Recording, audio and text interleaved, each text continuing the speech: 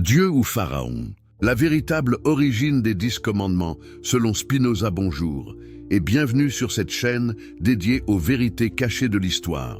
Si vous aimez les révélations qui bouleversent tout ce qu'on vous a enseigné, n'oubliez pas de vous abonner maintenant pour ne manquer aucune découverte explosive. Et dites-moi dans les commentaires, de quel pays regardez-vous cette vidéo et à quelle heure? J'adore connaître ma communauté internationale. Si vous regardez sur mobile, un petit pouce en l'air m'aiderait énormément à toucher plus de personnes avec ces vérités que certains préféreraient garder secrètes. Chaque like compte vraiment. Avez-vous déjà remis en question l'origine des 10 commandements? Pensez-vous vraiment qu'ils sont tombés du ciel, gravés dans la pierre par le doigt de Dieu? Et si je vous disais qu'un des plus grands esprits de l'histoire, Baruch Spinoza, a découvert des preuves troublantes que ces lois sacrées ont une origine bien plus terrestre que ce que l'Église veut vous faire croire? Préparez-vous à un voyage qui va ébranler vos certitudes les plus profondes. Ce que vous allez découvrir aujourd'hui pourrait changer à jamais votre vision du judaïsme et du christianisme. Êtes-vous prêt à affronter une vérité qui dérange depuis plus de 3 siècles? Introduction, la révélation qui fait trembler les fondations. Imaginez un homme si dangereux que sa propre communauté l'a maudit publiquement, interdisant à quiconque de lui parler, de le nourrir ou même de s'approcher de lui. Imaginez des livres si explosifs qu'ils ont été brûlés pendant des siècles, leurs auteurs persécutés, leurs lecteurs emprisonnés. Que contenaient donc ces écrits pour susciter une telle terreur chez les autorités religieuses? Cet homme, c'était Baruch Spinoza.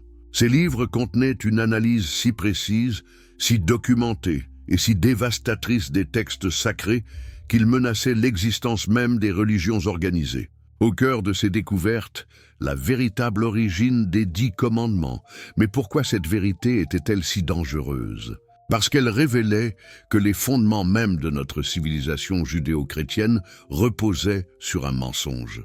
Un mensonge si bien construit, si profondément ancré dans nos consciences que même aujourd'hui, au XXIe siècle, oser en parler provoque encore des scandales. Vous pensez connaître l'histoire de Moïse recevant les tables de la loi sur le mont Sinaï? Détrompez-vous.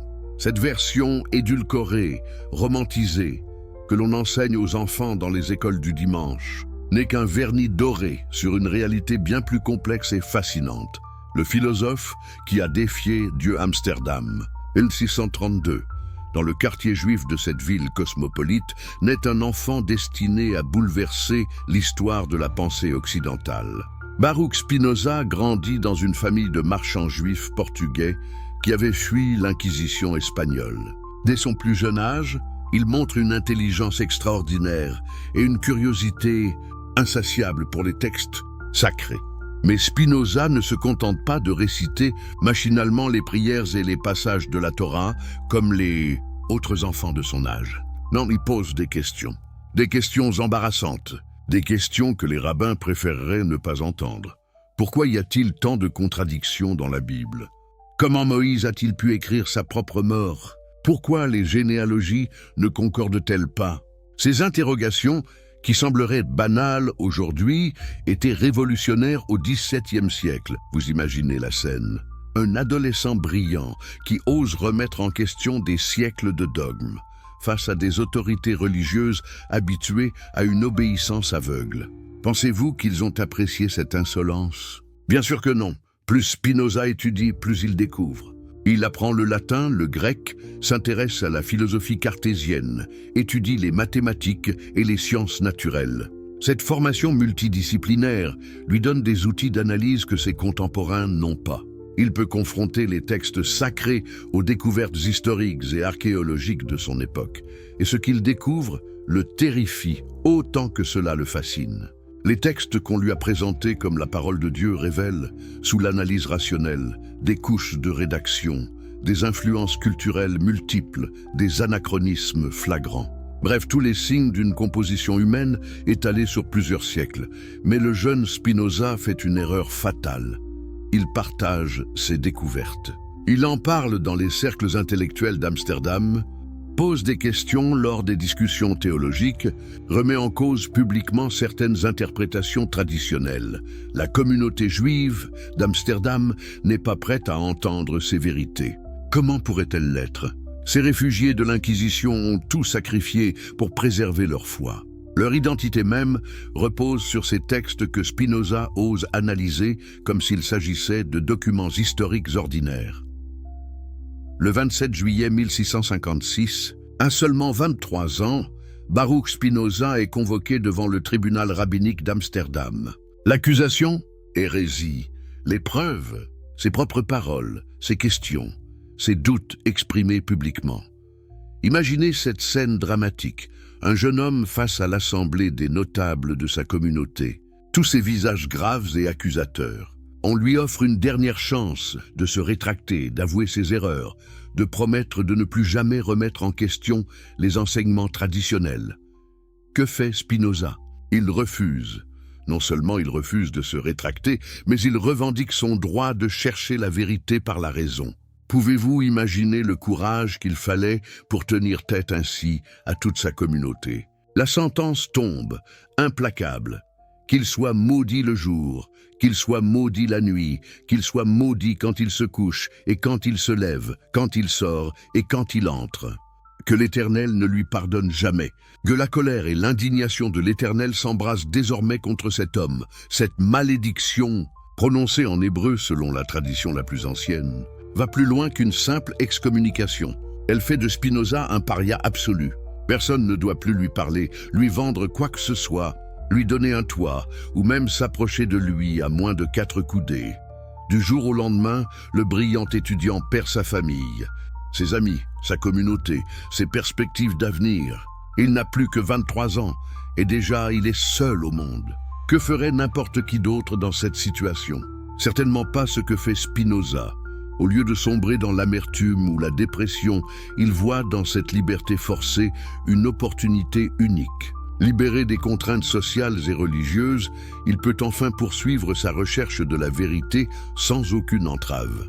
Il change même son prénom de Baruch à Benedictus, latinisant son identité comme pour marquer symboliquement sa rupture avec son passé. Spinoza s'installe dans une petite chambre louée chez des amis chrétiens libéraux.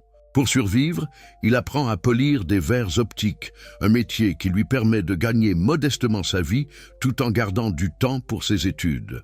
Ironie de l'histoire, cet homme qui va révolutionner notre vision du monde passe ses journées à polir des instruments qui permettent de mieux voir la réalité. C'est dans cette solitude forcée que Spinoza développe sa méthode révolutionnaire d'analyse des textes sacrés. Personne ne peut plus l'influencer, le censurer ou lui interdire de poursuivre ses recherches. Il est libre, terriblement libre, et il va en profiter pour porter les coups les plus dévastateurs jamais infligés aux dogmes religieux.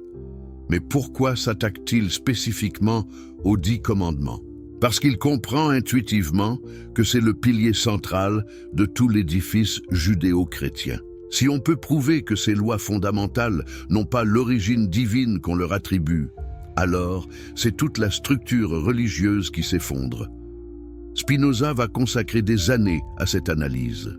Il étudie l'hébreu biblique, compare les différentes versions des textes, examine les parallèles avec d'autres cultures anciennes, analyse les anachronismes historiques. Son travail est méticuleux, obsessionnel, d'une rigueur scientifique qui n'avait jamais été appliquée aux textes sacrés. Et ce qu'il découvre dépasse ses propres attentes. Les 10 commandements, loin d'être une révélation unique et surnaturelle, apparaissent comme une synthèse brillante de traditions juridiques et morales préexistantes, adaptées aux besoins spécifiques du peuple hébreu à un moment donné de son histoire. Cette découverte est si explosive que Spinoza hésite longtemps avant de la publier. Il sait qu'elle va déchaîner contre lui la fureur de toutes les églises d'Europe. Mais peut-il garder pour lui une vérité si importante? Un homme qui a déjà sacrifié sa vie sociale pour la vérité, peut-il maintenant la trahir par lâcheté? Le mythe du mont Sinaï démasqué fermait les yeux un instant et imaginez cette scène mythique. Moïse gravit péniblement les pentes rocailleuses du mont Sinaï, tandis qu'en bas, 600 000 hommes adultes attendent avec leurs familles, Le sommet de la montagne fume, des éclairs zèbrent le ciel, la terre tremble. Dieu lui-même va dicter ses lois éternelles au guide du peuple élu. Cette image, gravée dans nos mémoires depuis l'enfance, est-elle historiquement crédible? Voilà la question que Spinoza ose poser, avec toute la rigueur d'un mathématicien appliquée au récit biblique. Commençons par les chiffres. Le livre de l'Exode nous parle de 600 000 hommes adultes qui quittent l'Égypte avec Moïse. Si on compte les femmes, les enfants et les personnes âgées, cela représente une population d'environ 2 millions de personnes. 2 millions! Réalisez-vous ce que cela signifie? Pour vous donner une idée de l'ampleur, c'est plus que la population de Paris au XVIIe siècle, époque de Spinoza. Imaginez maintenant cette masse humaine se déplaçant à pied dans le désert du Sinaï, avec leurs troupeaux, leurs biens, leurs enfants en bas âge. Combien de chameaux, d'ânes et de bœufs faut-il pour transporter les vivres nécessaires à nourrir 2 millions de personnes pendant 40 ans dans un désert? Les calculs de Spinoza sont impitoyables. Cette multitude aurait consommé quotidiennement des milliers de tonnes de nourriture et d'eau. Même en admettant les miracles de la manne et de l'eau jaillissant du rocher, l'organisation logistique d'un tel exode défie l'entendement. Mais ce n'est pas tout. 40 années d'errance pour parcourir une distance que les caravanes de l'époque couvraient en quelques semaines. La géographie du Proche-Orient ancien était parfaitement connue. Les routes commerciales reliant l'Égypte à la Palestine existaient depuis des millénaires. Pourquoi ce détour gigantesque dans le désert? Spinoza examine minutieusement les itinéraires décrits dans la Bible et découvre des impossibilités flagrantes. Certains lieux mentionnés n'ont jamais existé. D'autres portent des noms qui ne sont apparus qu'à l'époque des rois d'Israël, plusieurs siècles après l'époque supposée de Moïse. Plus troublante encore, l'absence totale de traces archéologiques. Comment une population de 2 millions de personnes peut-elle séjourner 40 ans dans une région sans laisser la moindre trace? Pas un tesson de poterie, pas un outil, pas une sépulture. Le désert du Sinaï, pourtant fouillé par des générations d'archéologues, n'a jamais livré le moindre indice de cette présence massive. Vous pensez peut-être que l'archéologie était balbutiante au temps de Spinoza. Détrompez-vous. Dès le XVIIe siècle, les voyageurs européens parcouraient la région et décrivaient minutieusement ce qu'ils trouvaient. Aucun n'a jamais mentionné de vestiges de l'époque mosaïque, mais le coup de génie de Spinoza, c'est d'analyser les textes eux-mêmes avec les outils de la philologie naissante. Il découvre que le récit de l'Exode contient des dizaines d'anachronismes linguistiques et culturels qui trahissent une rédaction très postérieure aux événements décrits. Le texte mentionne par exemple les Philistins qui ne se sont installés en Palestine qu'au XIIe siècle avant notre ère, soit bien après l'époque supposée de Moïse. Il parle de villes qui n'ont été fondées qu'à l'époque royale, utilise des termes administratifs qui n'existaient pas avant l'installation des Hébreux en Canaan. Plus révélateur encore, le style narratif lui-même trahit une composition tardive. Quand le texte dit « les Cananéens habitaient alors le pays », l'adverbe « alors » indique clairement que l'auteur écrit à une époque où les Cananéens ne l'habitent plus. Or, historiquement, cela ne peut correspondre qu'à la période de l'exil babylonien au VIe siècle avant notre ère. Spinoza pousse plus loin son analyse linguistique. Il étudie l'évolution de l'hébreu biblique et démontre que de nombreux passages attribués à Moïse utilisent des formes grammaticales et un vocabulaire qui n'ont été adoptés qu'à l'époque de la monarchie judéenne. Mais alors, si le récit de l'Exode est largement mythique, qu'en est-il des 10 commandements? Comment ont-ils vraiment vu le jour? C'est là que les découvertes de Spinoza deviennent vraiment explosives. Il commence par noter que les 10 commandements apparaissent sous 2 versions différentes dans la Bible. Une dans l'Exode, l'autre dans le Deutéronome. Ces versions présentent des différences significatives, notamment dans la justification du repos sabbatique. Comment expliquer ces variations si Dieu les a dictées une fois pour toutes à Moïse? Ensuite, Spinoza examine le contenu même des commandements et y découvre un mélange fascinant d'interdits religieux spécifiquement hébraïques et de lois civiles universelles. Les 4 premiers commandements concernent le rapport à Dieu et sont spécifiques au monothéisme hébreu. Les 6 suivants touchent aux relations humaines et se retrouvent dans toutes les civilisations. Cette structure révèle selon lui une compilation des lois morales universelles. Communes à toutes les sociétés organisées, ont été associées à des prescriptions religieuses particulières au peuple hébreu, le tout étant présenté comme une révélation divine unique. Mais d'où viennent ces lois morales universelles? Spinoza va découvrir qu'elles existaient déjà, parfois depuis des millénaires, dans les législations des peuples voisins d'Israël. L'interdiction du meurtre, du vol, de l'adultère, du faux témoignage. Tout cela se retrouve dans les codes juridiques mésopotamiens, égyptiens, hittites. Le plus troublant, c'est que certaines formulations sont si proches des textes antérieurs qu'elles suggèrent un emprunt direct. Le fameux « tu ne tueras point » apparaît presque mot pour mot dans des textes sumériens vieux de plus de 1000 ans avant l'époque supposée de Moïse. Cette découverte est révolutionnaire. Elle implique que les 10 commandements, loin d'être une révélation surnaturelle unique, résultent d'un processus d'évolution culturelle et juridique étalé sur plusieurs millénaires. Ils représentent la synthèse des meilleures pratiques morales et légales développées par les civilisations du Proche-Orient ancien. Mais alors, quel est le rôle de Moïse dans tout cela? Spinoza développe une théorie audacieuse.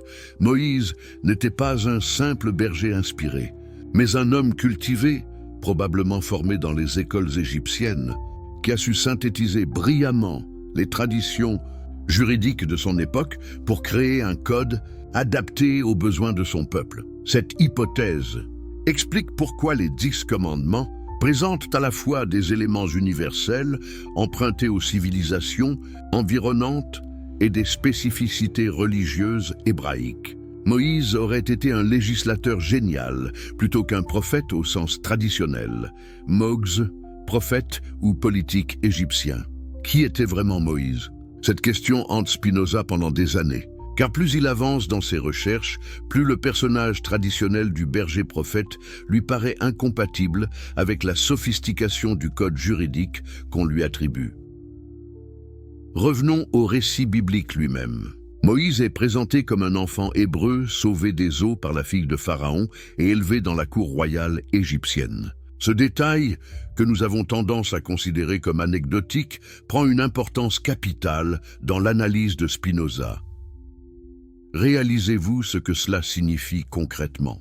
Moïse a reçu l'éducation la plus raffinée de son époque. L'Égypte du XIIIe siècle avant notre ère était la civilisation la plus avancée du monde antique. Ces écoles formaient les futurs administrateurs, scribes et dirigeants de l'empire le plus puissant de la planète.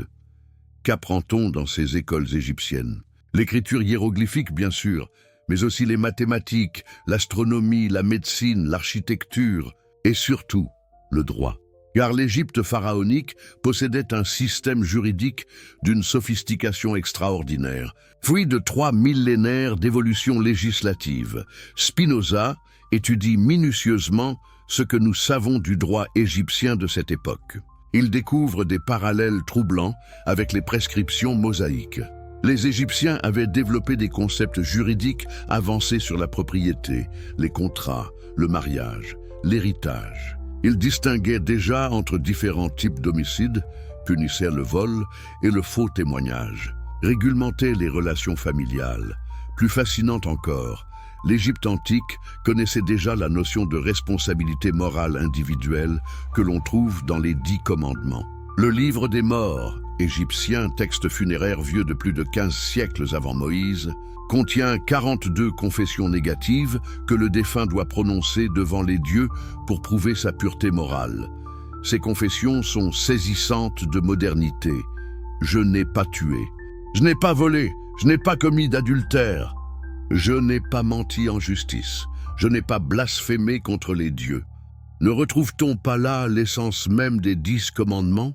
Mais Spinoza va plus loin dans son analyse. Il s'intéresse au contexte politique de l'époque supposée de Moïse.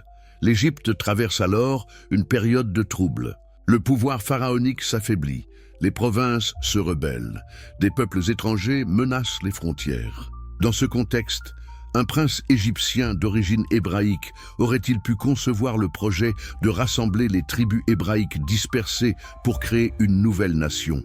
Cette hypothèse, révolutionnaire pour l'époque, explique bien des mystères du récit biblique. Elle justifie la connaissance approfondie que Moïse semble avoir des us et coutumes égyptiens, sa capacité à négocier d'égal à égal avec Pharaon, son talent d'organisateur et de législateur, car c'est bien là le paradoxe du personnage mosaïque traditionnel. Comment un simple berger, même inspiré par Dieu, aurait-il pu concevoir un système légal et religieux d'une telle sophistication? Les 10 commandements ne sont pas seulement des interdits moraux simples. Ils s'inscrivent dans un ensemble législatif complexe qui révèle une connaissance approfondie des systèmes juridiques de l'époque.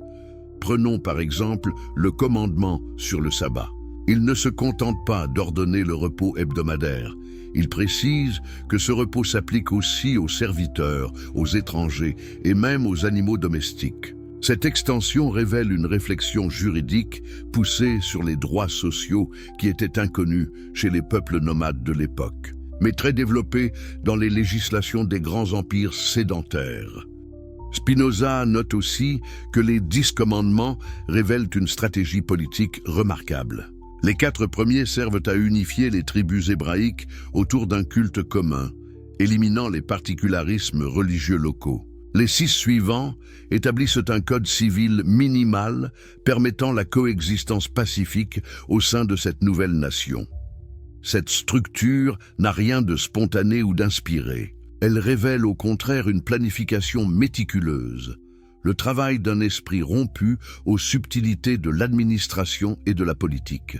Bref, exactement ce qu'on attendrait d'un homme formé dans les écoles égyptiennes. Mais Spinoza découvre un autre élément troublant.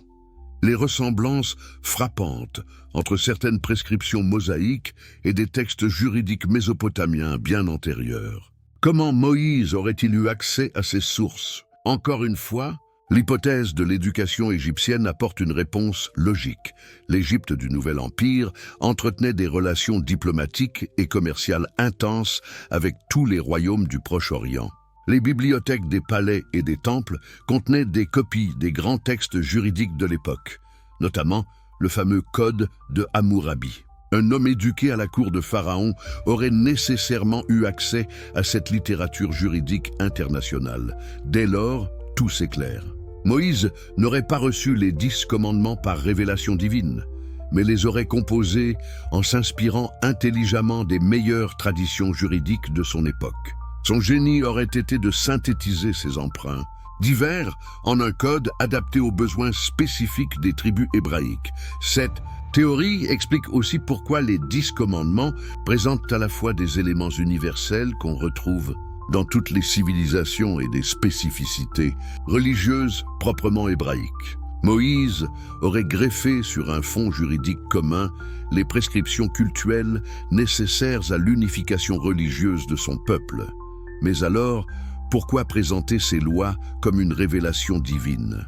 Là encore, l'analyse de Spinoza est implacable. Dans les sociétés antiques, l'autorité politique et l'autorité religieuse sont indissociables. Un législateur qui prétendrait imposer des lois de sa propre initiative se heurterait immédiatement à la résistance des tribus et des clans. En revanche, des lois présentées comme dictées directement par la divinité acquièrent une autorité absolue et incontestable. Moïse aurait donc utilisé le stratagème de la révélation divine pour faire accepter son code juridique. Le théâtre grandiose du mont Sinaï, avec ses tonnerres, ses éclairs et ses manifestations surnaturelles, aurait servi à impressionner le peuple et à établir l'origine divine incontestable des nouvelles lois. Cette interprétation fait de Moïse non plus un simple prophète, mais un génie politique d'une rare envergure. Il aurait réussi le tour de force de transformer des tribus nomades disparates en une nation unie, dotée d'un code juridique et religieux cohérent. Et il aurait accompli cette révolution en s'appuyant sur sa connaissance approfondie des systèmes politiques et juridiques de son époque. Vous imaginez le scandale que provoquent ces révélations dans l'Europe du XVIIe siècle? Transformer le prophète inspiré par Dieu en calculateur politique génial, c'est ébranler les fondements même du judaïsme et du christianisme. Car si Moïse n'a pas reçu les 10 commandements de Dieu, que devient l'ensemble de l'édifice religieux qui repose sur cette révélation primordiale? Vous êtes toujours là? Parfait. Si vous découvrez pour la première fois cette chaîne et que les révélations historiques vous passionnent, abonnez-vous immédiatement pour ne rater aucune de nos enquêtes explosives. Et j'aimerais savoir, d'où nous regardez-vous en ce moment et quelle heure est-il chez vous? Votre présence du monde entier m'émeut profondément. Une petite demande.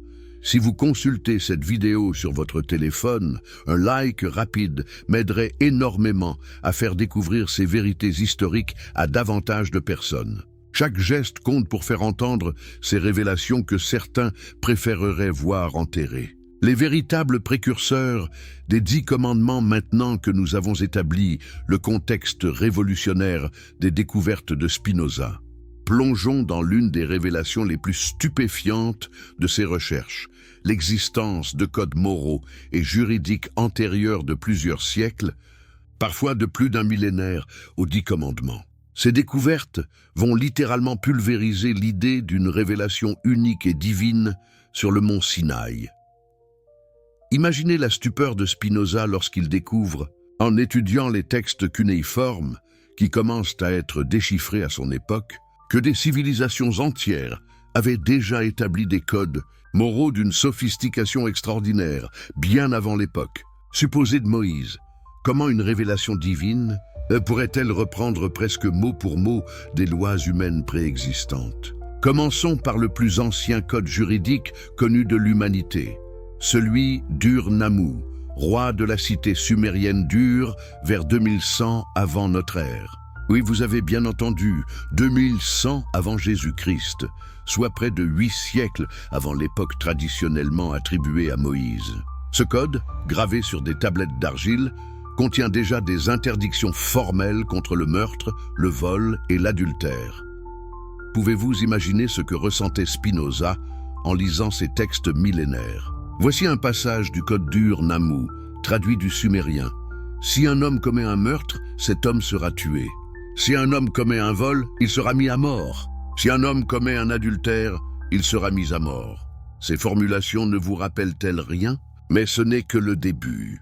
En 1750 avant notre ère, soit encore 5 siècles avant Moïse, le roi babylonien Hammurabi promulgue son célèbre code, gravé sur une stèle de basalte noir haute de plus de 2 mètres. Ce monument juridique, conservé aujourd'hui au Louvre, contient 282 articles qui régissent tous les aspects de la vie sociale. Spinoza étudie minutieusement ce code et y découvre des parallèles saisissants avec les prescriptions mosaïques. L'article 6 du code de Hammurabi stipule « Si quelqu'un dérobe les biens du temple ou du palais, il sera mis à mort ». Ne retrouve-t-on pas là l'essence du 8e commandement « Tu ne voleras point ». Plus troublant encore, l'article 3 déclare « Si quelqu'un porte une accusation criminelle contre un autre et ne peut pas la prouver, l'accusateur sera mis à mort ». Cette prescription préfigure étrangement le 9e commandement. Tu ne porteras pas de faux témoignages contre ton prochain. Mais Hammurabi va plus loin dans certains domaines que les 10 commandements eux-mêmes. Son code contient des dispositions sur les droits des femmes, la protection des orphelins et des veuves, la régulation du commerce. Comment expliquer qu'un roi païen du XVIIIe siècle avant notre ère ait développé une législation plus élaborée que les lois supposément dictées par Dieu lui-même? Spinoza découvre aussi que le code de Hammurabi présente une structure remarquablement similaire à celle des textes mosaïques. Il commence par une invocation au Dieu, proclame l'autorité divine du roi législateur, énonce les lois, puis se termine par des bénédictions et des malédictions pour ceux qui respectent ou transgressent le code. Cette structure se retrouve presque identique dans le Deutéronome. Mais les Babyloniens ne sont pas les seuls à avoir développé des codes moraux avancés avant l'époque de Moïse. Les Assyriens, les Hittites, les Égyptiens possédaient tous des législations sophistiquées qui contenaient des interdictions contre le meurtre, le vol, l'adultère et le faux témoignage. Prenons l'exemple des lois hittites du XIVe siècle avant notre ère. L'article 1 stipule « Si quelqu'un tue un homme ou une femme dans une querelle, il livrera 4 personnes, hommes ou femmes selon le cas, et plaidera de sa propre maison. Voilà, déjà une législation complexe sur l'homicide qui dépasse en sophistication le simple « tu ne tueras point » des 10 commandements. Les lois assyriennes du XIIe siècle avant notre ère sont encore plus détaillées. Elles distinguent différents types de vols, prévoient des peines graduées selon la gravité, établissent des procédures judiciaires élaborées. Comment des barbares auraient-ils pu développer un système juridique plus raffiné que les lois divines? Mais c'est en étudiant la civilisation égyptienne que Spinoza a fait ses découvertes les plus troublantes. L'Égypte, nous l'avons vu, était réputée pour ses écoles, où Moïse aurait été éduqué selon la Bible elle-même. Or, cette civilisation possédait une tradition morale et juridique d'une richesse extraordinaire, développée sur plus de 3 millénaires. Le texte égyptien le plus révélateur est sans doute le Livre des Morts, compilation de formules funéraires dont les versions les plus anciennes remontent au XXIe siècle avant notre ère. Ce texte contient les fameuses 42 confessions négatives que le défunt doit réciter devant le tribunal d'Osiris pour prouver sa pureté morale. Écoutez, ces confessions et jugez par vous-même de leur ressemblance avec les 10 commandements. Je n'ai pas tué d'homme. Je n'ai pas dérobé les offrandes dans les temples. Je n'ai pas commis d'adultère. Je n'ai pas menti. Je n'ai pas blasphémé contre les dieux de ma ville. Je n'ai pas eu de rapport sexuel avec un homme. Je n'ai pas volé. Je n'ai pas fraudé sur les mesures de grains. N'est-ce pas là, développé sur plusieurs dizaines de confessions, l'essence même des 10 commandements? Plus de 15 siècles avant l'époque supposée de Moïse, les Égyptiens avaient déjà codifié les interdits fondamentaux qui structurent encore notre morale occidentale. Spinoza pousse plus loin son investigation et découvre que cette morale égyptienne ne se limitait pas aux textes funéraires. Les instructions ou enseignements de sagesse, genre littéraire typiquement égyptien, contenaient des préceptes moraux d'une modernité saisissante.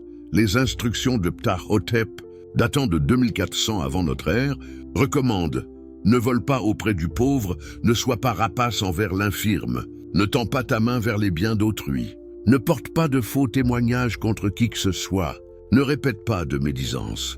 Les instructions d'Amenemhop du Xe siècle avant notre ère sont encore plus explicites.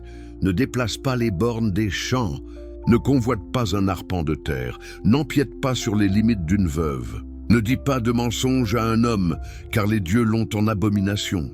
Comment nier l'évidence? Ces textes égyptiens, antérieurs de plusieurs siècles aux 10 commandements, contiennent déjà tous les grands interdits moraux que nous considérons comme spécifiquement judéo-chrétiens. Mais Spinoza ne s'arrête pas là. Il étend ses recherches aux autres civilisations du Proche-Orient et y fait des découvertes tout aussi troublantes. Les archives d'Ougari, royaume cananéen du XIVe siècle avant notre ère, révèlent une société régie par des lois qui interdisent formellement le meurtre, le vol et l'adultère, plus proches géographiquement des Hébreux. Le royaume d'Édom possédait déjà au XIIIe siècle avant notre ère un code moral qui sanctionnait le parjure et protégeait les biens d'autrui. Les Moabites, les Ammonites, tous ces peuples que la Bible présente comme des barbares idolâtres, avaient développé des systèmes éthiques sophistiqués. Spinoza réalise alors l'ampleur de la révélation. Les 10 commandements ne sont pas une innovation divine unique, mais la synthèse de traditions morales communes à toute la région. Ils représentent en quelque sorte le plus petit dénominateur commun éthique des civilisations du Proche-Orient ancien. Cette découverte explique pourquoi ces commandements nous paraissent si naturels, si évidents. Ce n'est pas parce qu'ils sont gravés dans nos cœurs par Dieu, mais parce qu'ils résument des millénaires d'expériences humaines collectives en matière d'organisation sociale. Pensez-y, toute société qui tolère le meurtre, le vol ou le faux témoignage se détruit elle-même. Ces interdits ne sont pas des révélations surnaturelles, mais des nécessités pratiques découvertes par toutes les civilisations organisées. Les 10 commandements codifient simplement la sagesse collective de l'humanité. Mais alors, quel est le génie spécifique de Moïse dans cette affaire? Spinoza développe une théorie audacieuse.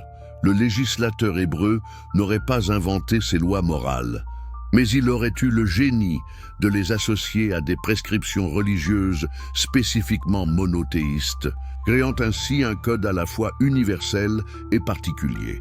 Les 4 premiers commandements, unicité divine, interdiction des idoles, respect du nom divin, observance du sabbat, sont spécifiquement hébraïques et visent à unifier religieusement les tribus. Les 6 suivants, respect des parents, interdiction du meurtre, de l'adultère, du vol, du faux témoignage et de la convoitise, sont universels et assurent la cohésion sociale. Cette structure révèle une stratégie politique remarquable. Utiliser des lois morales universellement acceptées comme fondement d'un système religieux particulier. Les tribus hébraïques ne pouvaient contester des interdits qu'elles connaissaient déjà, mais ces interdits se trouvaient désormais intégrés dans un ensemble théologique qui servait les objectifs d'unification nationale de Moïse. À fabrication de l'autorité divine nous. Voici arrivé au cœur de l'analyse la plus subversive de Spinoza. Comment s'est opérée la transformation de lois civiles ordinaires en commandements divins absolus? Cette métamorphose ne s'est pas faite par hasard. Elle révèle une stratégie politique d'une sophistication extraordinaire, digne du plus grand génie manipulateur de l'histoire. Imaginez-vous à la place de Moïse. Vous dirigez un conglomérat de tribus nomades, disparates, sans unité politique ni religieuse. Chaque clan a ses traditions, ses dieux, ses lois coutumières. Comment imposer un code unifié à cette mosaïque humaine rebelle à toute autorité centralisée? La solution brutale serait la force militaire. Mais Moïse ne dispose pas d'une armée assez puissante pour subjuguer toutes les tribus. Il lui faut une arme plus efficace que l'épée, l'autorité divine, en présentant ses lois comme directement dictées par le Dieu suprême. Il les place au-dessus de toute contestation possible. Spinoza analyse minutieusement la mise en scène théâtrale du mont Sinaï et y découvre tous les éléments d'une manipulation psychologique parfaitement orchestrée. Relisez attentivement le récit biblique. Le mont Sinaï était tout en fumée parce que l'Éternel y était descendu au milieu du feu. Cette fumée s'élevait comme la fumée d'une fournaise et toute la montagne tremblait avec violence. Cette description grandiose ne vous rappelle-t-elle rien? Spinoza, qui vit à une époque où les techniques théâtrales se raffinent, y reconnaît tous les artifices d'une mise en scène destinée à impressionner les masses. Fumée, feu, tremblement de terre, sons de trompette, voilà les ingrédients parfaits d'un spectacle terrifiant conçu pour frapper les imaginations. Mais pourquoi cette théâtralité était-elle nécessaire? Parce que l'enjeu était colossal. Moïse ne demandait pas seulement aux tribus d'obéir à de nouvelles lois, il exigeait qu'elles abandonnent leurs traditions ancestrales, leurs dieux familiers, leurs coutumes héréditaires. Une telle révolution ne pouvait s'imposer que par la terreur sacrée. Observez la psychologie du récit. Le peuple n'assiste pas directement à la révélation. Seul Moïse gravit la montagne et s'entretient avec Dieu. Cette exclusivité renforce son autorité personnelle, tout en maintenant le mystère sur le contenu exact de la révélation. Le peuple doit faire confiance aveuglément à son guide. Plus subtil encore, Moïse redescend avec des tables de pierre écrites du doigt de Dieu. L'écriture, rare et prestigieuse à cette époque, confère une autorité supplémentaire au message. Mais ces tables sont aussitôt brisées dans un accès de colère face au veau d'or. Pourquoi cette destruction immédiate des preuves tangibles? Spinoza y voit une manœuvre géniale. En détruisant les tables originales, Moïse élimine toute possibilité de vérification ultérieure. Personne ne pourra jamais examiner l'écriture divine, déceler d'éventuelles imperfections, remettre en cause l'authenticité du document. Les secondes tables, gravées par Moïse lui-même selon le texte biblique, deviennent les seules références, mais elles portent déjà la marque humaine. Cette stratégie révèle une connaissance approfondie de la psychologie des masses. En associant terreur sacrée et mystère impénétrable, Moïse crée une autorité religieuse absolue qui se perpétuera bien au-delà de sa propre mort. Mais Spinoza pousse plus loin son analyse et s'intéresse au contenu même des commandements pour y déceler les traces de cette fabrication d'autorité. Pourquoi commencer par « Je suis l'Éternel, ton Dieu qui t'ai fait sortir du pays d'Égypte » ? Cette introduction n'est pas anodine. Elle établit d'emblée la légitimité divine du législateur en rappelant le miracle fondateur de la libération. Cette légitimation par l'histoire récente est un procédé politique classique. Avant d'édicter de nouvelles lois, le législateur rappelle ses titres de gloire pour justifier son autorité. Napoléon agira de même en préambule de son code civil, en rappelant ses victoires militaires. Plus révélateur encore, la structure même des 10 commandements révèle une progression calculée de l'autorité religieuse vers les obligations civiles. Les 4 premiers commandements établissent la suprématie du Dieu d'Israël, éliminent la concurrence des autres divinités, sacralisent le nom divin et instituent un rythme cultuel unifié. Ce n'est qu'une fois cette autorité religieuse solidement établie que viennent les lois civiles, proprement dites. Et ces lois, comme nous l'avons vu, ne sont pas des innovations, mais des reprises de prescriptions morales déjà connues. Moïse utilise l'évidence de ces interdits universels pour légitimer rétroactivement l'ensemble de son système religieux. La logique est imparable. Si les commandements contre le meurtre et le vol sont évidemment justes, alors leur source divine doit être authentique. Et par conséquent, les commandements religieux qui les précèdent doivent être également vrais. C'est un syllogisme parfait qui fonctionne encore aujourd'hui dans nos inconscients. Spinoza découvre même des traces linguistiques de cette fabrication d'autorité. Certaines formulations des commandements portent la marque d'une rédaction tardive, postérieure à l'installation des Hébreux en Palestine. Le commandement sur la convoitise, par exemple, mentionne « la maison de ton prochain », formulation qui implique une société sédentaire organisée, non des tribus nomades du désert. Cette observation confirme que les 10 commandements, sous leur forme définitive, résultent d'un processus de rédaction étalé sur plusieurs siècles. Ils ont été progressivement affinés, adaptés, complétés par des générations de scribes et de prêtres, tous soucieux de maintenir l'illusion de leur origine divine.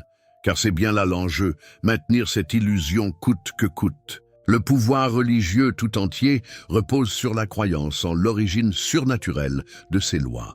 Si cette origine est remise en cause, c'est toute la structure sacerdotale qui s'effondre. Spinoza analyse finement cette mécanique de perpétuation du mensonge pieux. Génération après génération, les prêtres ont intérêt à maintenir le mythe de la révélation sinaïtique. Ils en tirent leur légitimité, leur statut social, leur pouvoir économique. Remettre en cause cette origine équivaudrait à scier la branche sur laquelle ils sont assis. Cette analyse sociologique des motivations du clergé éclaire d'un jour nouveau toute l'histoire religieuse ultérieure. Pourquoi tant d'acharnement à persécuter les libres penseurs? Pourquoi tant de résistance aux découvertes scientifiques? Parce que toute remise en cause rationnelle des textes sacrés menace l'existence même de la caste sacerdotale. Le génie manipulateur de Moïse ne réside pas seulement dans la création du mythe originel, mais dans sa capacité à créer un système auto-entretenu. En établissant une caste de prêtres gardiens de la révélation, il s'assure que sa fabrication sera perpétuellement défendue contre toute critique.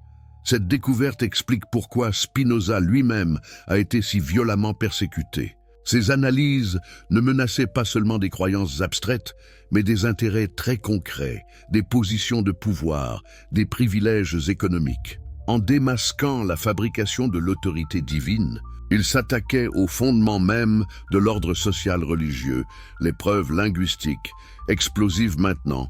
Préparez-vous à l'une des démonstrations les plus techniques, mais aussi les plus dévastatrices de Spinoza.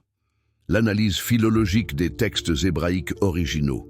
Cette approche, révolutionnaire pour l'époque, va révéler des anachronismes si flagrants qu'ils pulvérisent définitivement la thèse de la révélation mosaïque authentique. Spinoza était un hébraïsant accompli.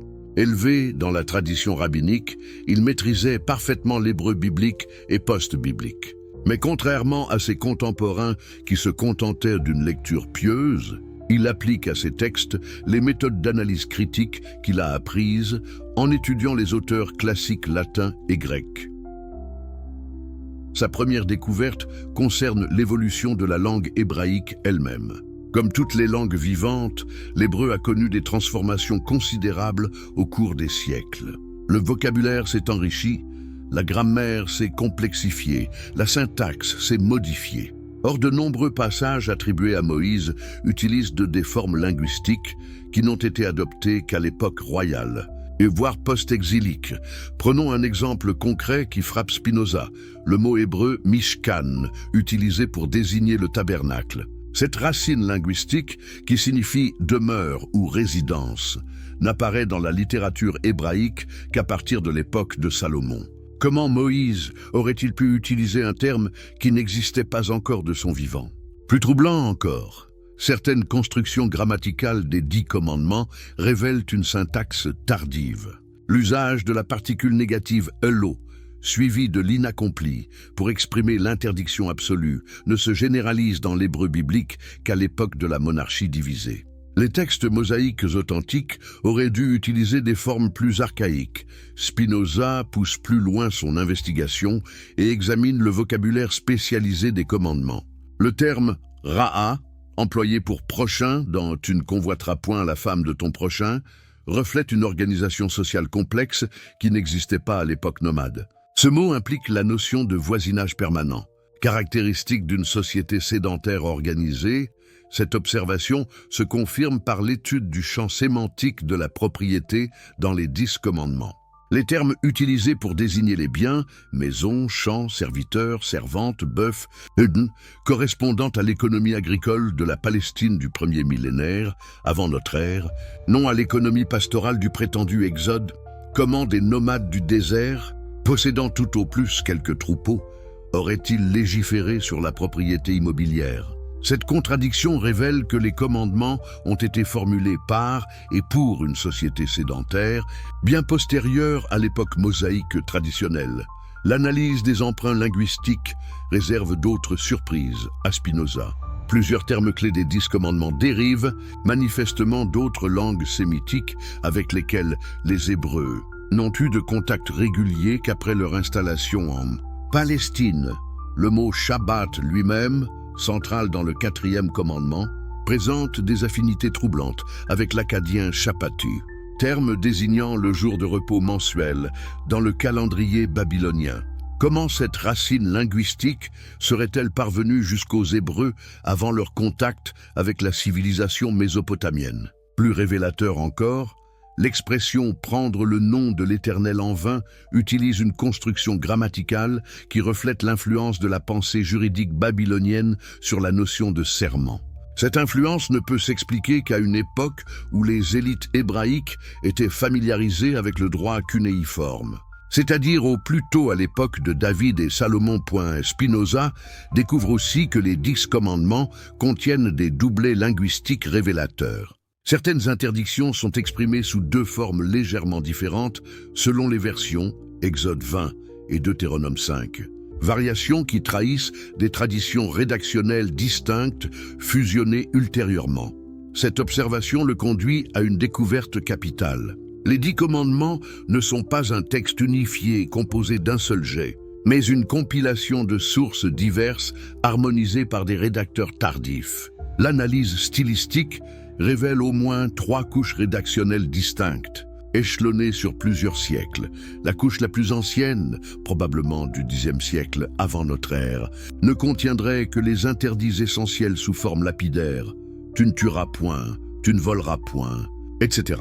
La couche intermédiaire du 8e, 7e siècle aurait ajouté les développements explicatifs et les motivations. La couche finale, post-exilique, aurait harmonisé l'ensemble et ajouté les références théologiques élaborées. Cette stratification explique pourquoi les 10 commandements présentent à la fois des éléments archaïques, les interdits, bref, un développement sophistiqué, les bellessa, justification théologique. Il résulte d'un processus d'enrichissement progressif étalé sur près de 5 siècles. L'étude comparative avec d'autres textes bibliques confirme cette datation échelonnée. Les parties les plus anciennes des commandements utilisent un vocabulaire et une syntaxe comparables aux plus vieux passages des livres de Samuel et des rois, les Cithésées. parties les plus récentes reflètent l'influence du style deutéronomique et post-exilique. Spinoza remarque aussi que certains termes techniques des commandements ne s'expliquent que par référence à des réalités institutionnelles tardives.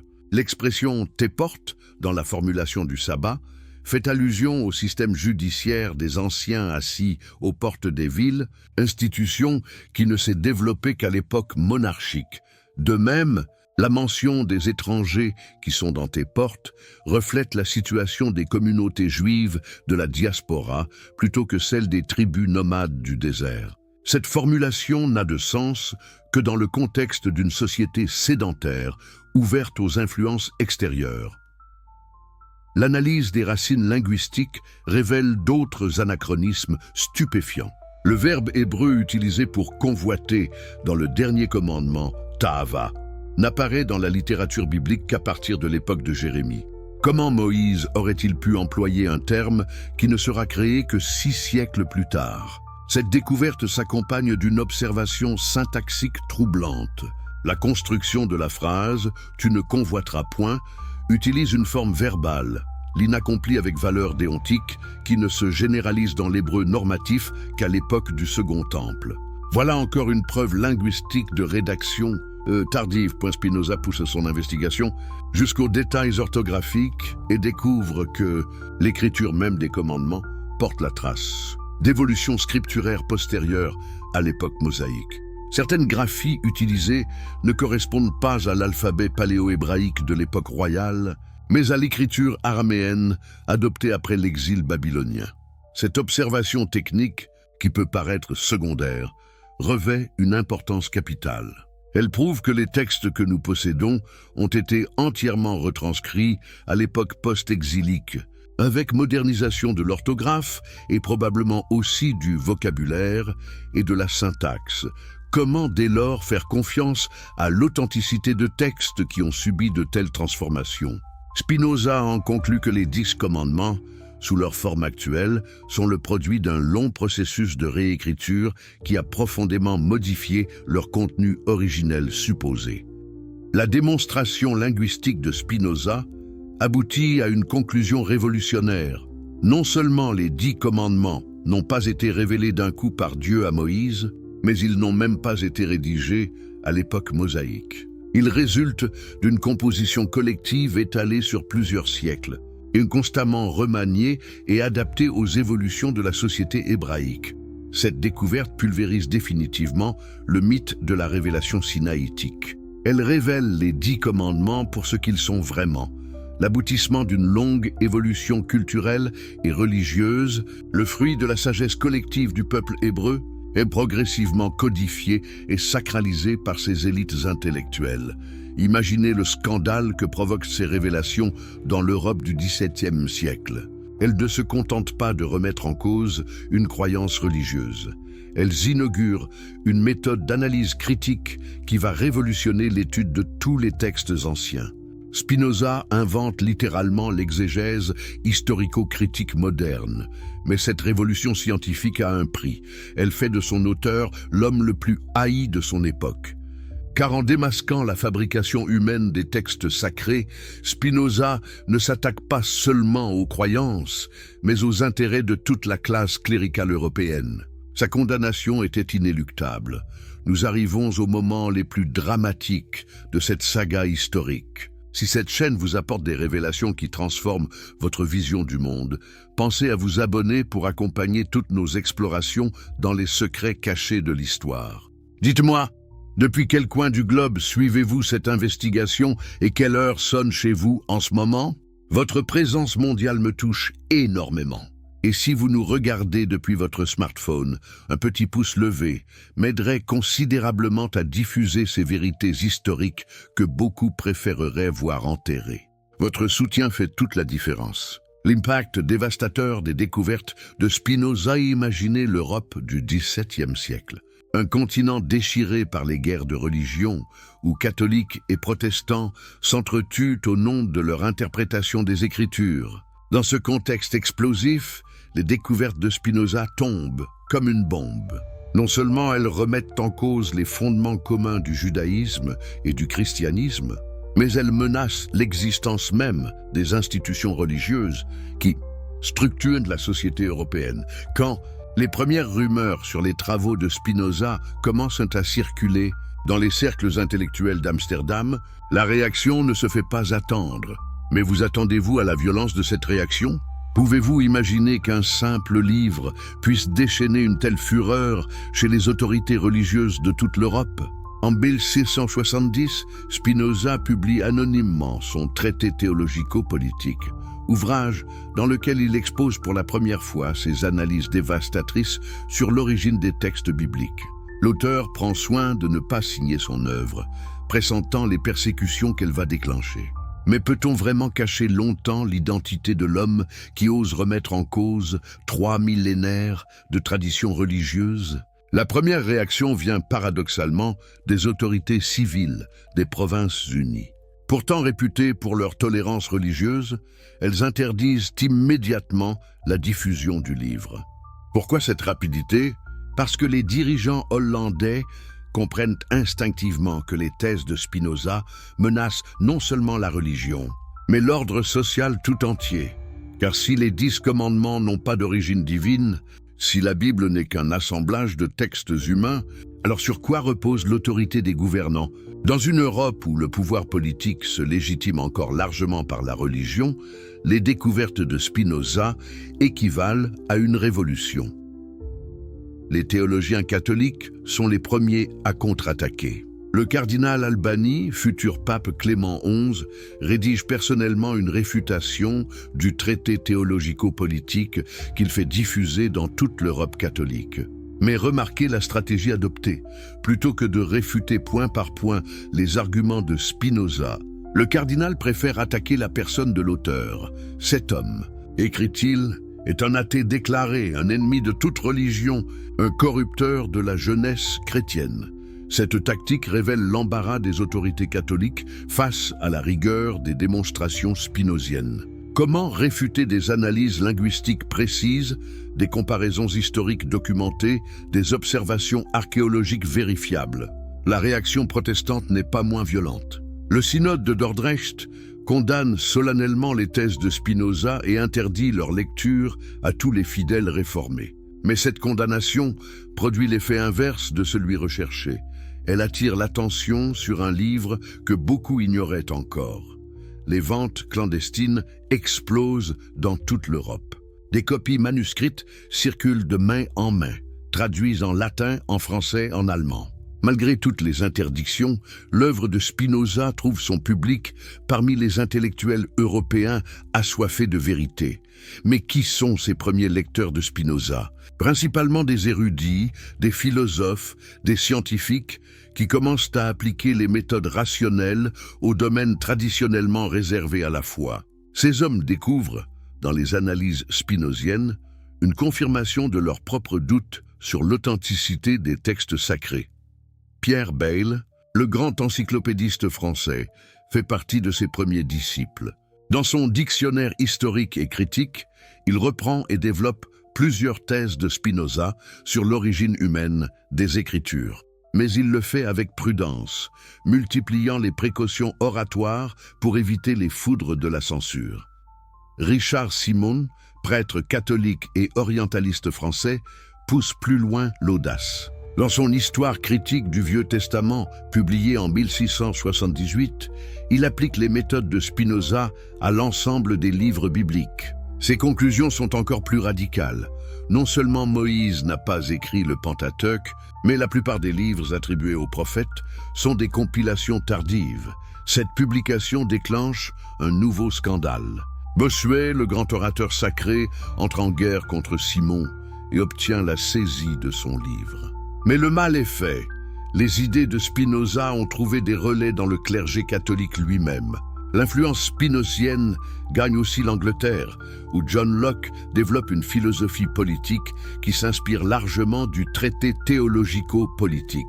Dans ses Lettres sur la tolérance, Locke reprend l'idée spinozienne que la religion doit être séparée de la politique, que l'autorité civile ne peut se fonder sur des textes religieux d'authenticité douteuse. Cette influence anglaise va s'avérer décisive pour l'avenir. car c'est en Angleterre que se développent les Lumières européennes. Ce mouvement intellectuel qui va révolutionner la pensée occidentale en appliquant la raison critique à tous les domaines de la connaissance. Voltaire découvre Spinoza lors de son exil londonien et en devient un admirateur passionné. Dans ses lettres philosophiques, il popularise les thèses spinoziennes sur l'origine humaine des religions. Mais Voltaire va plus loin que son maître. Il étend la critique spinozienne du judaïsme au christianisme et à l'islam. Si Spinoza a prouvé que Moïse n'a pas reçu les 10 commandements de Dieu, écrit Voltaire, que penser des prétentions de Jésus et de Mahomet? Cette généralisation de la critique spinozienne marque une étape décisive dans la sécularisation de la pensée européenne. Denis Diderot, le maître d'œuvre de l'encyclopédie, pousse encore plus loin la radicalisation.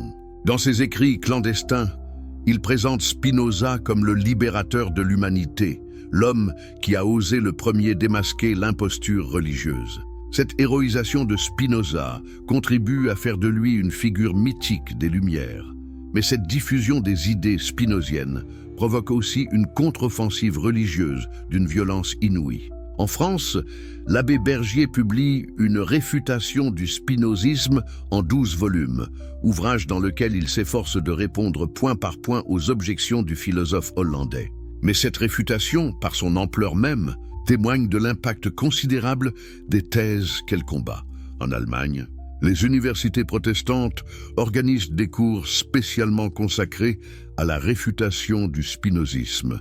Des chaires entières sont créées pour combattre l'influence du philosophe maudit. Mais paradoxalement, ces cours contribuent à faire connaître ses idées auprès de la jeunesse étudiante. L'influence de Spinoza gagne même les milieux les plus conservateurs. En Italie, Giambattista Vico développe une science nouvelle de l'histoire qui s'inspire largement des méthodes spinoziennes d'analyse des textes anciens. Vico montre que les mythes fondateurs de toutes les civilisations, y compris la Bible, doivent être étudiés comme des documents historiques ordinaires.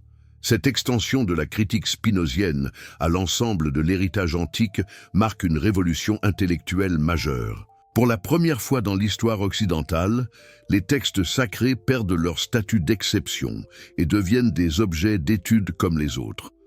Mais cette révolution intellectuelle a un coût humain terrible pour son initiateur. Spinoza vit ses dernières années dans un isolement presque total, surveillé par toutes les polices d'Europe, menacé d'assassinat par les fanatiques de toute confession. Sa santé, déjà fragile, se dégrade rapidement sous l'effet du stress et de la solitude. En 1677, à seulement 44 ans, Baruch Spinoza s'éteint dans sa petite chambre de La Haye. Il meurt pauvre, seul, abandonné de presque tous. Mais il a conscience d'avoir accompli son œuvre, libérer l'humanité des chaînes de l'ignorance religieuse. Ses amis n'osent même pas organiser de funérailles publiques, tant ils craignent les violences des fanatiques. Spinoza est enterré discrètement dans le cimetière protestant de La Haye, sans épitaphe, sans fleurs, sans discours. Qui aurait pu imaginer que ce mort anonyme deviendrait l'un des penseurs les plus influents de l'histoire occidentale? Car la mort de Spinoza ne fait que commencer sa véritable influence. Ses œuvres complètes, publiées clandestinement quelques mois après sa disparition, circulent dans toute l'Europe cultivée. Chaque lecture fait de nouveaux adeptes. Chaque nouveau lecteur devient un propagandiste de la pensée spinozienne. Au XVIIIe siècle, l'influence de Spinoza devient massive. Tous les grands penseurs des Lumières s'en réclament peu ou prou. Montesquieu dans ses analyses de la diversité religieuse, Rousseau dans sa critique de la religion naturelle, d'Holbach dans son athéisme militant. Cette influence dépasse largement le cercle des philosophes. Les révolutionnaires français de 1789 puisent largement dans la pensée politique spinozienne pour justifier leurs attaques contre l'ancien régime. Si l'autorité royale ne peut plus se légitimer par la religion, alors elle doit trouver sa source dans la volonté populaire. Robespierre lui-même, dans ses discours les plus radicaux, reprend presque mot pour mot certaines analyses de Spinoza sur l'origine humaine des religions et leur utilisation politique par les classes dominantes. Cette filiation explique en partie l'acharnement de la Révolution française contre l'Église catholique. Mais c'est au XIXe siècle que l'influence de Spinoza atteint son apogée. Les développements de l'archéologie et de la philologie confirment spectaculairement ses intuitions sur l'origine tardive et composite des textes bibliques. Les découvertes de Champollion en Égypte, de Botta et Layard en Mésopotamie révèlent l'existence de civilisations raffinées bien antérieures à la Bible. Julius Wellhausen, le grand exégète allemand, systématise les découvertes de Spinoza et établit définitivement l'origine composite du Pentateuque. Ces travaux, qui font encore autorité aujourd'hui, ne font que confirmer et préciser les intuitions géniales. Nous touchons au terme de cette investigation historique monumentale. Si vous venez de découvrir cette chaîne et que ces révélations bouleversent votre compréhension de l'histoire, abonnez-vous sans attendre pour ne manquer aucune de nos enquêtes sur les vérités cachées du passé. Partagez avec moi. D'où nous suivez-vous actuellement et quelle heure indique votre montre? Cette communauté internationale qui nous unit me remplit d'émotion. Pour ceux qui regardent sur mobile, un like rapide serait d'une aide précieuse pour propager ces découvertes historiques que certains aimeraient maintenir dans l'ombre. Chaque geste de soutien compte énormément. La vérité libératrice sur notre héritage moral après. Ce voyage extraordinaire à travers les découvertes révolutionnaires de Spinoza, nous voici confrontés à une question fondamentale. Que faire de ces révélations? Comment vivre avec la connaissance que nos fondements moraux les plus sacrés ont des origines bien plus humaines et complexes que ce qu'on nous a enseigné? Cette vérité doit-elle nous désespérer ou au contraire nous libérer? Spinoza lui-même a vécu cette interrogation existentielle. Quand il découvre que les 10 commandements ne descendent pas directement du ciel, mais résultent d'une synthèse brillante de traditions juridiques millénaires, ressent-il de l'amertume? Éprouve-t-il le vertige de celui qui voit s'effondrer ses certitudes d'enfance?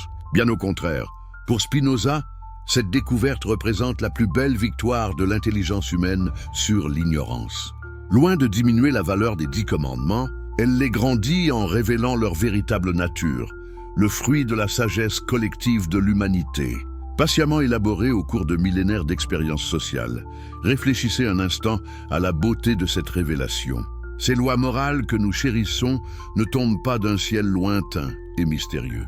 Elles jaillissent de l'expérience humaine la plus concrète, de la nécessité pratique de vivre ensemble, de la volonté collective de créer des sociétés justes et harmonieuses. N'est-ce pas là quelque chose de plus noble encore qu'une révélation surnaturelle?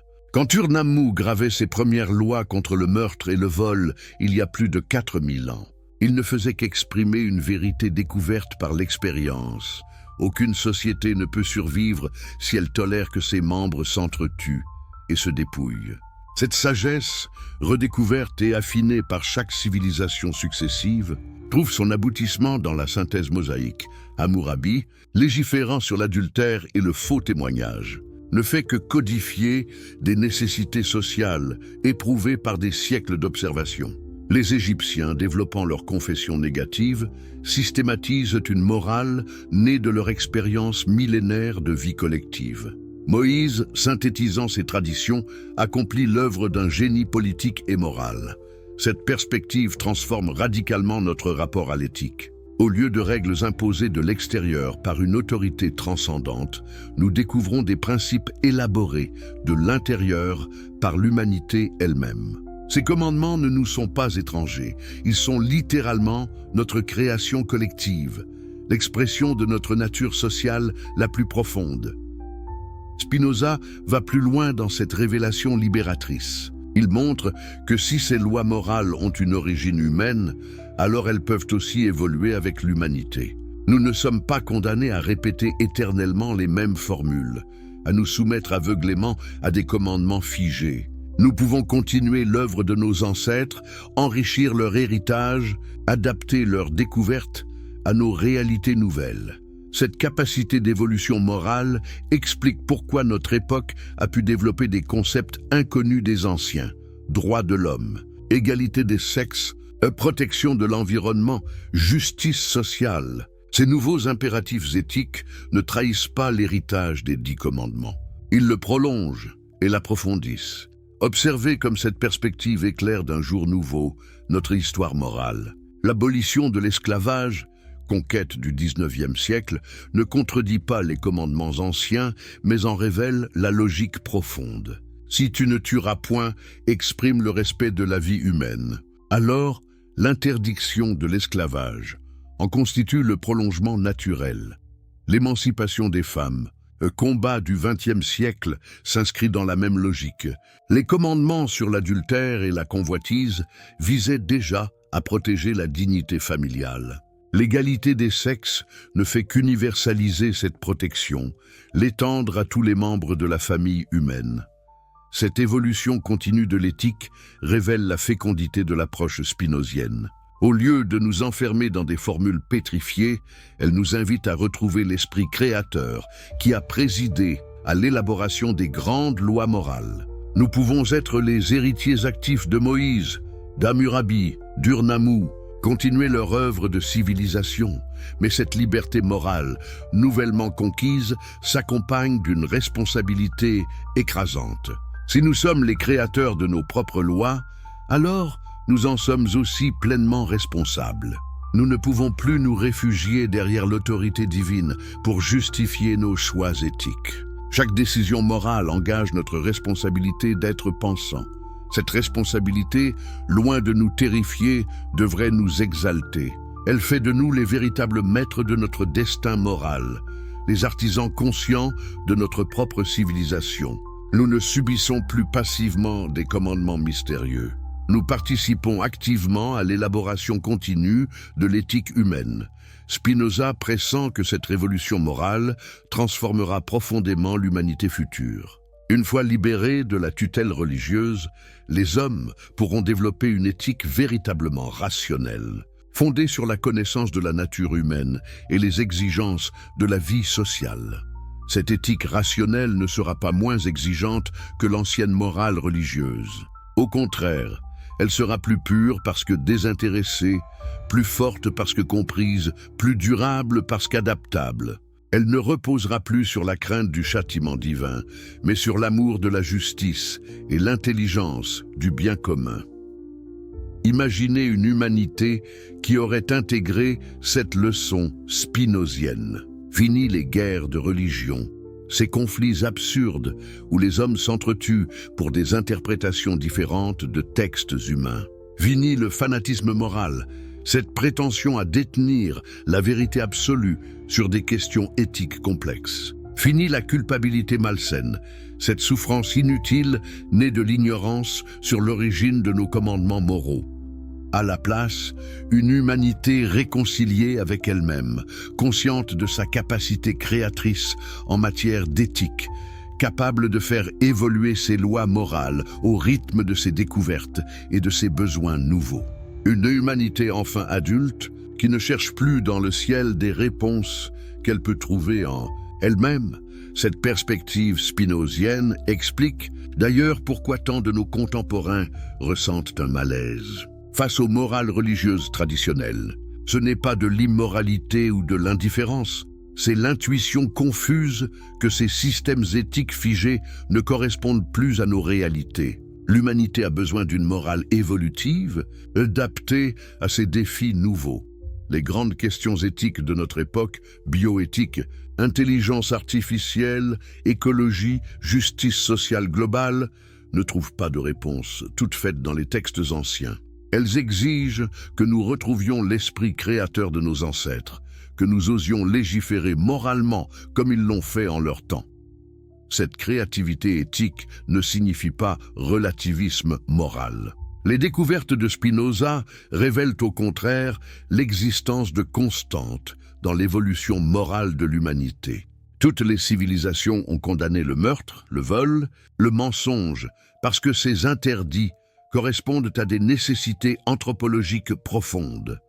Ces constantes forment le socle inébranlable sur lequel nous pouvons construire. Elles nous dispensent de tout réinventer, nous fournissent des points d'appui solides pour nos innovations éthiques. L'héritage des 10 commandements, correctement compris, devient ainsi un tremplin vers des morales futures plus riches et plus nuancées. Spinoza nous enseigne aussi que la vérité sur l'origine de nos lois morales, loin de les affaiblir, les renforce. Quand nous comprenons pourquoi l'humanité a universellement condamné certains comportements, nous adhérons plus profondément à ces condamnations. La morale fondée sur la connaissance vaut mieux que celle qui repose sur l'ignorance. Cette adhésion éclairée transforme notre rapport à l'obéissance morale. Nous ne suivons plus les commandements par crainte ou par habitude, mais par conviction rationnelle. Cette obéissance volontaire et réfléchie constitue le fondement d'une vraie liberté morale, car c'est là le paradoxe magnifique de la révélation spinozienne. En nous montrant l'origine humaine de nos lois morales, elle nous rend plus libres de les suivre. Nous ne sommes plus des esclaves contraints par des maîtres mystérieux, mais des citoyens conscients participant à l'élaboration continue de la cité morale. Cette liberté morale ouvre des perspectives infinies pour l'avenir de l'humanité. Une fois débarrassée de ses chaînes théologiques, l'éthique humaine pourra se déployer dans toute sa créativité. Nous pourrons imaginer des systèmes moraux plus subtils, plus justes, mieux adaptés à la complexité de nos sociétés modernes. Le travail commencé par les législateurs antiques, Ur-Nammu, Hammurabi, Moïse, peut enfin se poursuivre en toute conscience. Nous sommes leurs héritiers légitimes, leurs continuateurs naturels. À nous de prendre le relais, d'enrichir leur œuvre, de léguer aux générations futures une éthique encore plus belle et plus juste. Conclusion finale, l'héritage éternel de Spinoza nous.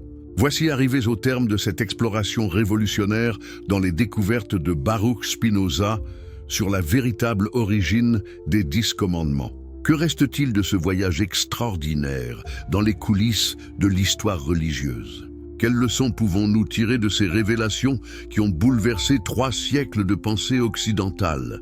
La première leçon, c'est que la vérité, même dérangeante, finit toujours par triompher. Quand Spinoza publie ses analyses dévastatrices en 1670, toute l'Europe religieuse se ligue contre lui. Ses livres sont brûlés, ses partisans persécutés, lui-même maudit et ostracisé. Mais 3 siècles plus tard, ces découvertes font partie de l'enseignement universitaire standard. L'archéologie moderne a confirmé ses intuitions, la linguistique a validé ses analyses, l'histoire a donné raison à ses hypothèses.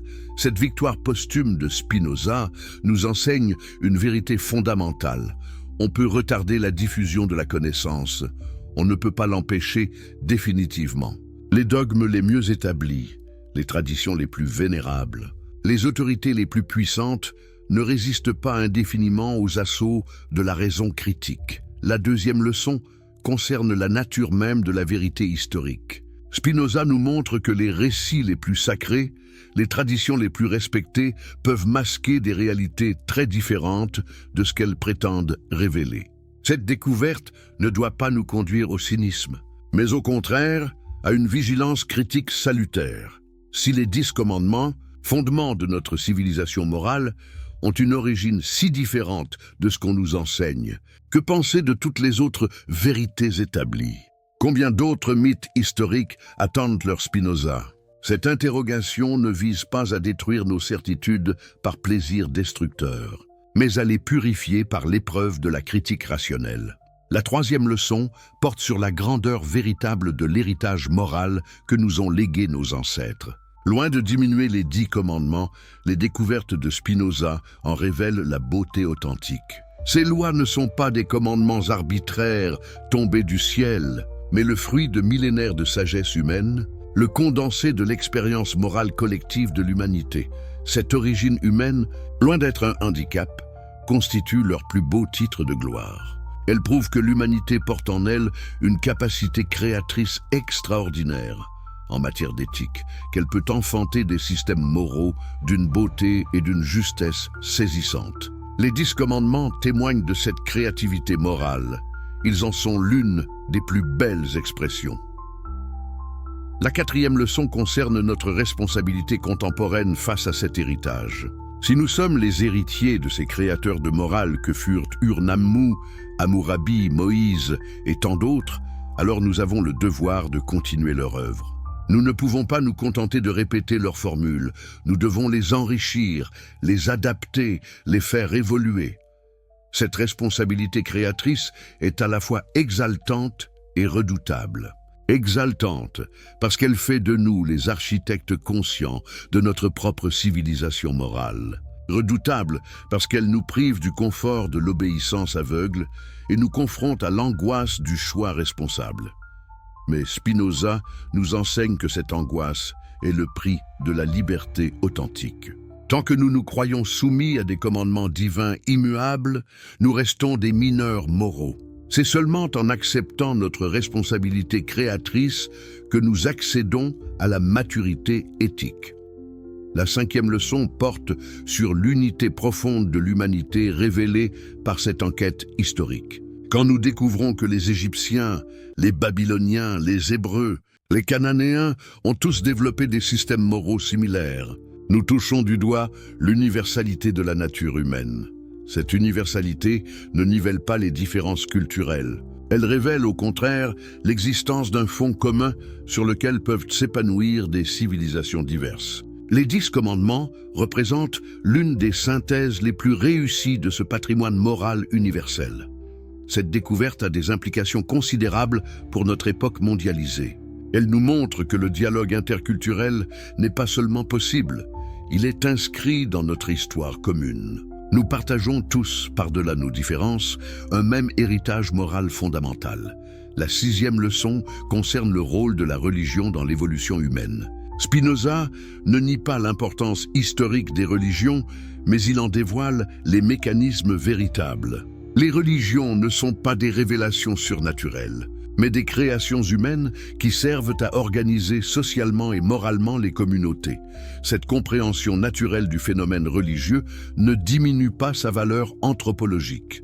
Au contraire, elle révèle la capacité extraordinaire de l'humanité à créer du sens, à organiser le chaos existentiel, à donner une direction à l'aventure humaine. La 7e et dernière leçon porte sur l'avenir de l'éthique humaine. Les découvertes de Spinoza ouvrent des perspectives infinies pour le développement moral de l'humanité. Une fois libérée de ces chaînes dogmatiques, l'éthique peut enfin se déployer dans toute sa créativité. Nous vivons une époque de mutations extraordinaires, révolutions technologiques, mondialisation, défis écologiques, questions bioéthiques. Ces transformations exigent une rénovation profonde de nos systèmes moraux. L'héritage spinozien nous donne les outils intellectuels pour accomplir cette rénovation. Mais cette rénovation ne peut s'accomplir que si nous acceptons pleinement les conséquences des découvertes de Spinoza. Nous devons abandonner définitivement l'illusion de révélation morale toute faite et assumer notre responsabilité créatrice en matière d'éthique. Cette responsabilité implique un travail considérable. Étudier l'héritage moral de l'humanité, comprendre les besoins éthiques de notre époque, imaginer des solutions nouvelles, expérimenter des voies inédites. Ce travail ne peut être accompli que collectivement, par l'humanité tout entière consciente de sa mission créatrice.